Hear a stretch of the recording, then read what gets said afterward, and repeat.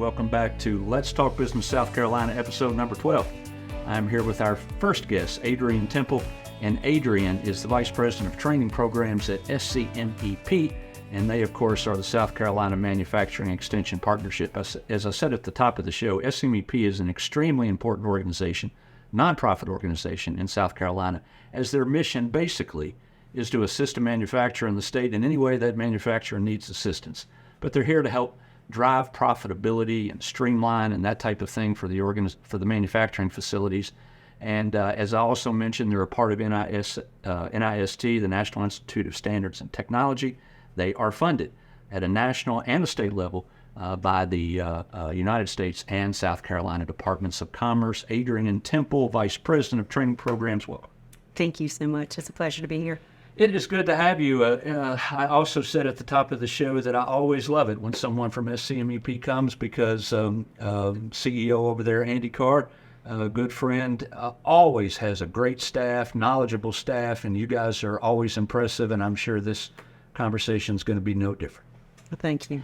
Vice President of Training Programs. Tell me what that means.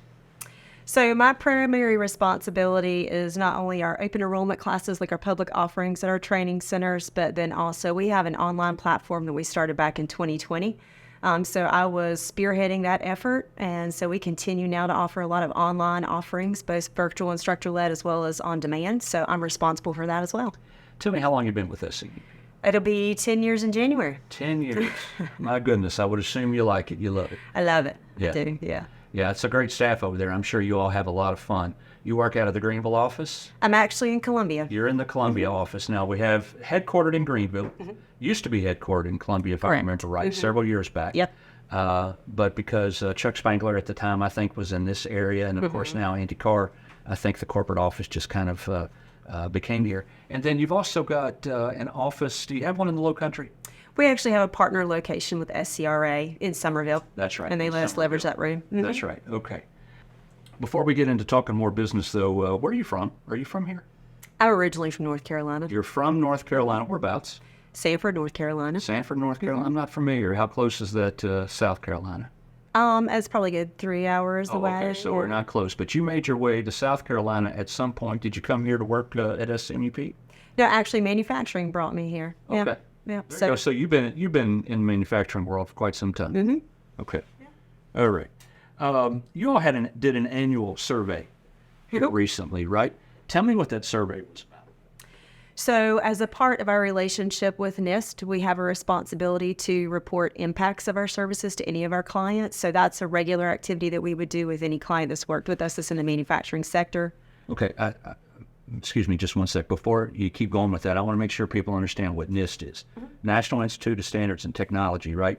But tell us about NIST before we keep going down that road. So NIST is actually the organization underneath the U.S. Department of Commerce that oversees the National MEP program. Okay. So there's a there relationship are with them. 51 MEPs, is that correct? Right. One in every state plus Puerto Rico. Okay, please keep going. Absolutely. So it's just one of those responsibility metric related types of things. So we are very much all about the metrics as a result of our services. So anyone who works with us will get a survey about 6 to 9 months after the project has been completed, and it's looking for tangible results. So retained sales, added sales, additional jobs that were retained, were they able to make more capital investment as a result of the services? It also asks some questions just about one of the things that we do always ask is, what are the top 3 strategic challenges that you are anticipating over the next 3 years? So we're also looking for a little bit of climate in the ecosystem to see if there's things that we need to be paying attention to. So is the survey, hey, let's send everybody the survey out this week, our annual survey, or as you say, it just comes on the heels of each individual facility that you're working with? Is that the way it works? Right. So it's you'll be surveyed only once a year. Yeah. Okay, but it is right after the close of a project, or if they've gone to a class of ours, we will do that on a 6 to 9 month cycle. But they'll only be surveyed one time in a year. And what does that survey? What are some big takeaway items from that survey? It actually turns into our scorecard, but it does show our overall statewide impact and some of the things that we impact within the survey, like those jobs retained. But we had a $3.33 billion impact statewide over the last reporting year. $3.25, a little better than $3.25 billion of impact. How is that measured? How is that measured? Purely by the survey and the results of our clients that worked with us. That's the impacts they report. So when they are doing the survey, I'm just wondering how we get to $3.25 billion. How do they figure out what that impact is from their perspective? How do they put a dollar figure to it? And that's always a tough question with the survey, to be honest with you, is to sit down and say, let's talk about tangible results. And a lot of times the survey that survey period may encompass a few different things that we've done with them. But we're looking at, especially with sales, were there things that you were able to pursue otherwise wouldn't have been eligible for? Like, for instance, an ISO 9001 certification. Maybe that opened doors. They will try to sometimes account for that, the sales that came with having that certification, or things that they would have lost in terms of sales had they not retained their certification. So sometimes it really comes from, some of them have really good measurements for it. Others are looking for a general estimate of impact. So it kind of is all over. We just kind of try and get them to understand, how do you tie this back to the services that we did, and what do you feel that our impact as a part of that exercise was? Yep, got it. So, every industry, one of the most important topics in every industry these days is workforce. And it certainly is no different in the manufacturing industry. As a matter of fact, you could probably make an argument that it is the most important topic year after year for most of these manufacturers. Got to find good folks, right? But it's not only important to be able to find the workforce, it is just as or more important to retain the workforce that you have. Absolutely. Tell me what you all are finding out in that regard. We will say from that survey, we do collect that information about strategic challenges. So you're absolutely right. In the top 3 is definitely the employee recruitment retention challenge. They've self-identified, right? We've had a lot of discussions when we're with clients about what their challenges are. Recruitment and retention are the 2 R's, right, that they're really focused on. And people are starting to really be concerned about, how am I going to be able to draw in new folks as I see transition in my business, right? You have a lot of folks that have been in manufacturing for many years. Where I came from, we have a lot of people that were celebrating 45, 50 years, and they've been with the organization since they were 17. Right. You don't see that as much anymore, and some of those people are exiting the workforce. Where's my pipeline? How am I going to get more people in? It's a real concern for a lot of folks. How does SCMEP assist with workforce and trying to help find people? I mean, it seems like, but I talk to folks within the technical college system a whole lot about how closely they work with manufacturers throughout South Carolina and the types of things that the tech system does to be able to train folks and make them prepared to take these jobs.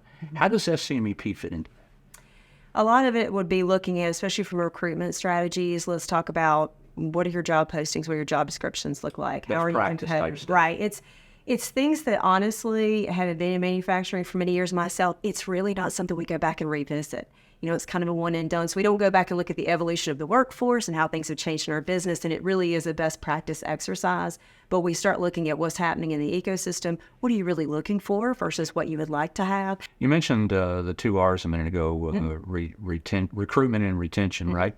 I believe there's a 3rd R in there that I've heard you all talk about, and that is reputation. Yes. Talk about that. A lot of people don't realize it, and I often say this myself, but when there's not something being said, it leaves area for false narratives. So people may tell your story if you're not telling your own. I think there's an opportunity for manufacturers more than ever today to sort of be more transparent about who they really are, what their values are, how their employees feel about them, right? Because otherwise people may start to spin a different narrative because they don't really know. So you need to make your organization more visible, especially those that can, sharing it on your website, on LinkedIn and social. Give people an idea of what you're really about and why people work with you, and giving outreach to the community and how you embed yourself there. So there's so many opportunities that are very low touch that you could do, but reputation is really important, especially if you're looking for opportunities to become a part of your community, start getting more folks that live in that area to work there. You need to work on that 3rd R. There is a big conference coming up here. As a matter of fact, once this episode drops, it'll be about a week after the drop date, called South Tech. South Tech comes to Greenville once every other year, and it is in Charlotte on the off year that it's not in Greenville. And I believe that SCMEP is hosting an event there, some type of discussion, right? Tell me what's going on at South Tech.